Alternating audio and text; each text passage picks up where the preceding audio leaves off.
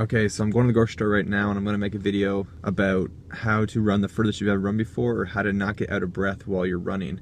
So hopefully by the end of this video you have the strategies that you need to actually run the furthest you've ever run this year.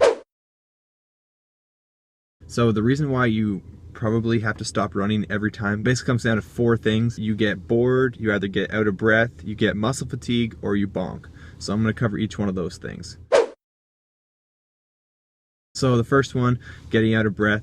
If you get out of breath while you're running, it's because you're going too fast or you're not breathing properly. So a good way to breathe is 2-2 breathing, which means take a breath in for 2 steps and then a breath out for 2 steps. Make sure you're belly breathing. Yeah, make sure you're getting nice and deep breaths with right into your belly, and that should help you out. Breathe in through your mouth, you'll get more air in. Yeah, and if you're going too quickly, you want to make sure you're going at a nice easy pace. So what that means is conversational pace. So if you're running with someone, you should be able to have a nice conversation with that person. If you're running by yourself, just pretend you're having a conversation with somebody, and just make sure you're going that slow.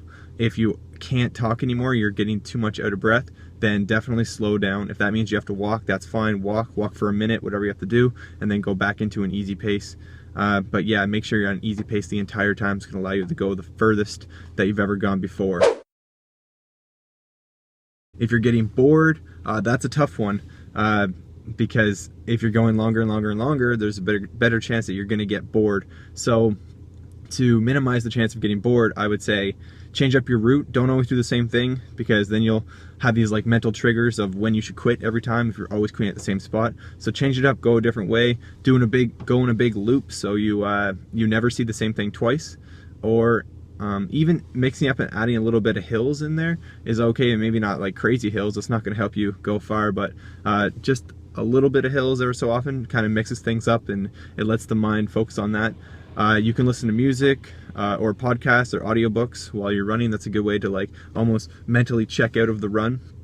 And then definitely try to focus on small goals. So like your next telephone pole or the next street lights or whatever, to really focus on that. Don't think about how much you have left, because that's going to probably overwhelm you, and then you might want to just quit just from that. So yeah, that's pretty much board covered. Muscle fatigue is a big one. That's probably the one that is going to happen regardless, but you want to try to minimize it. So a good way is, it's all about that easy pace. So you want to try to negative split your run if at possible. So that means start off very slow. So if you have your easy pace, you know what that is. Go even a little bit slower than your easy pace, especially for the first half of the run. And then if you feel good, start to build from there. That's a great way to help me anyways. But yeah, I used to always try to run a little too quickly at the start, and then kind of try to hang on for the rest of the run. Not a very good approach. It's a good way to just slowly build up that lactic acid, and you'll find that your hip flexors start to get really tired, and it's very hard to like pull your legs along. Yeah, so just try to really slow down. At the end of the day, you're gonna have muscle fatigue, and that is going to improve as you keep going longer and longer and you keep doing that consistent mileage, but you can always try to minimize it. Another tip to minimize muscle tiredness is to stop every like 2 kilometers or so and just like do a couple squats to get the blood moving in a different way, and then you can start up again. Obviously that's not going to help you in a race or something like that, but it's a good way to do it on practice runs to get you used to going longer.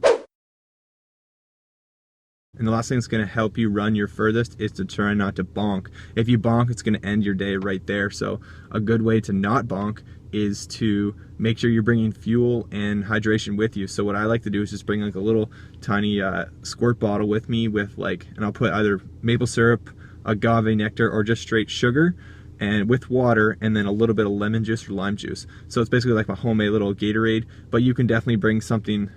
You can buy gels and stuff like that too. I like to bring a little bit of dates with me, some real food while I run, but yeah, definitely buy some gels or whatever, but just make sure whatever you're going to use on your long run, you should be using it consistently, so because you never know how your body's going to react to it if you just start using something new on that day. So hopefully all these tips can help you out. You can, use some of them. Maybe you're doing them already, but some of them you're not.